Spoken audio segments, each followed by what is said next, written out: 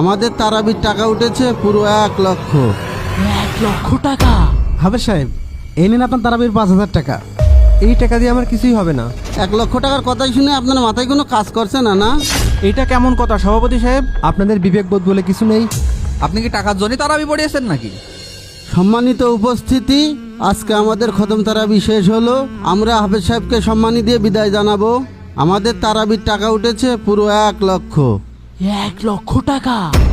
হ্যাঁ, 1,00,000 টাকা। 30,000 টাকা রাখা হয়েছে 3 তলা কাজের জন্য, আর মসজিদ ফান্ডে রাখা হয়েছে 60,000 টাকা। বাকি 10,000 টাকা থেকে 5,000 টাকা দেবো হাফেজ সাহেবকে, আর 5,000 টাকা দেবো খাদেম আর মজদুমকে। এই কেশিয়া সাহেব, আপনি হাফেজ সাহেবের টাকাটা বুঝিয়ে দেন। আচ্ছা ঠিক আছে সভাপতি সাহেব। হাফেজ সাহেব, এই নিন আপনার তারাবির 5,000 টাকা। এত কম টাকা দিয়ে আমি কি করব? কি করবেন আবার? ঈদের খরচ করবেন। এই টাকা দিয়ে আমার কিছুই হবে না। আর আমি এত কষ্ট করে তারাবি পড়ালাম, আপনারা মাত্র 3,000 টাকা দিচ্ছেন। তার মানে হাফেজ সাহেব, আপনি কি টাকার জন্য তারাবি পড়িয়েছেন নাকি? আমি যদি টাকার জন্য তারাবি পড়াতাম তাহলে আগে আমি চুক্তি করে নিতাম। আমি কি তা করেছি? এই হাফেজ সাহেব, আপনি এত কথা বলেন কি জন্যে? যা দিয়েছি তাই নিয়ে ঠান্ডা থাকেন।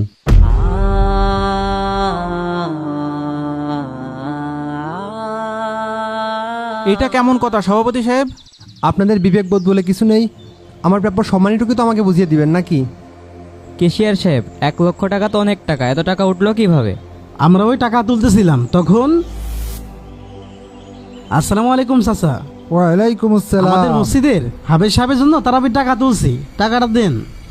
আচ্ছা দাঁড়াও, দিচ্ছি। এই নাও। চাচা 10 টাকা দিচ্ছেন, কমপক্ষে 50 টাকা তো দেবেন। হাফেজ সাহেব এত টাকা দিয়ে কি করবে? রোজার মাস, সামনে ঈদ, তাদেরও তো পরিবার আছে। ভাতিজা, এই মহল্লায় 300 বাড়ি আছে। প্রত্যেক বাড়ি থেকে 10-20 টাকা করে উঠালেও তো অনেক টাকা উঠে যাবে। প্রতি বছর এরকম দিলে হয় বলেন? এবার একটু বাড়িয়ে দেন। শোনো ভাতিজা, আমি রোজা থাকি ঠিকই, কিন্তু আমি প্রতিদিন তারাবি পড়তে যাই না। এই 10 টাকা রাখলে রাখো, না হলে তোমরা যাও। চলেন কেশিয়ার সাহেব। প্রতি বছরে এই লোকটা 10 টাকা করে দেয়। এই ভাতিজা, তোমরা এটা কিসের টাকা আদায় করে বেড়াচ্ছ? চাচা, ওই আমরা হাফেজ সাহেবের জন্য তারাবির টাকা তুলছি। ও আচ্ছা, তো তারাবির কত টাকা উঠেছে? চাচা, টাকা তো বেশি উঠিনি, মাত্র 3,000 টাকা উঠিয়েছে। এত কম কেন? এ মহল্লার লোক তো স্বাবলম্বী, এরা চাইলে তো অনেক টাকা দিতে পারে। চাচা, কেউ তো টাকা দিতে চায় না, তাহলে আমরা কি করব বলেন?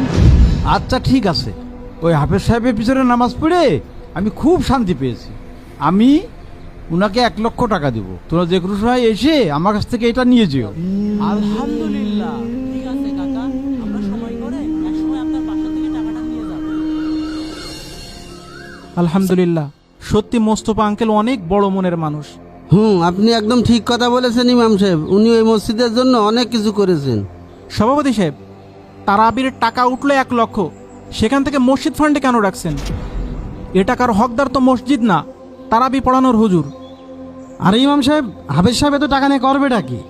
সেটা তো আপনাদের দেখার বিষয় না। আপনারা তারাবির হুজুরের টাকা দিয়ে মসজিদের উন্নয়নের কাজ করতে পারেন না। ইমাম সাহেব, আপনি এই ধরনের কথা বলেন কিভাবে? মসজিদের হকের সাথে আপনি হুজুরের হকের তুলনা করছেন। আমি তো ঠিকই বলছি, এই টাকায় মসজিদের কোনো হক নাই, পরিপূর্ণ হকদার হাফেজ সাহেব। ইমাম সাহেব, আপনি তো খুব বেয়াদব হয়ে গিয়েছেন। 1,00,000 টাকার কথাই শুনে আপনার মাথায় কোনো কাজ করছে না? না, আমার মাথা ঠিকই কাজ করছে, আর আমি ইসলামী শরিয়া অনুযায়ী কথা বলছি। ইমাম সাহেব, আপনার কথা আমার একদমই পছন্দ হলো না। কোথায় আমাদের মসজিদ আর কোথায় হাফেজ সাহেব? আর আমরা তো টাকা পকেটে রাখছি না, আমরা মসজিদের জন্যই ব্যয় করছি। আর এখানে আপনার এত আপত্তি কিসের? কেশিয়ার সাহেব, সভাপতি সাহেব, আমার কথাটা একটু শোনেন। আপনারা যে টাকা তুলেছেন, কোন উদ্দেশ্যে তুলেছেন? কে, আপনি জানেন না আমরা তারাবির উদ্দেশ্যে টাকা তুলেছি? তারাবির জন্য টাকা তুলেছেন, সে তারাবি হুজুরকে দিয়ে দেবেন।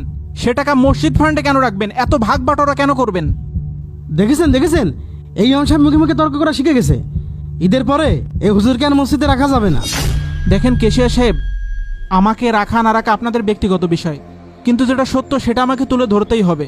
আর তার অনুমতি ছাড়া একটা টাকাও যদি বাইরে খরচ করেন তাহলে আপনারা গুনাহগার হবেন, কারণ পরিপূর্ণ টাকাটা তার প্রাপ্য।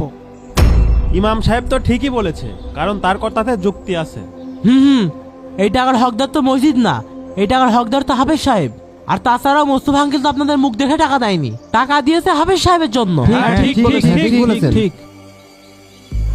তাই বলে কি হাফেজ সাহেবের 1,00,000 টাকা দেবে নাকি?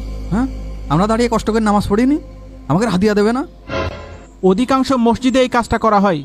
টাকা তোলা হয় তারাবির উদ্দেশ্যে, কিন্তু সেই টাকা খাদেমকে দেওয়া হয়, মুয়াজ্জিনকে দেওয়া হয়, মসজিদের ফান্ডে রাখা হয়। এটা সম্পূর্ণ গুনাহের কাজ।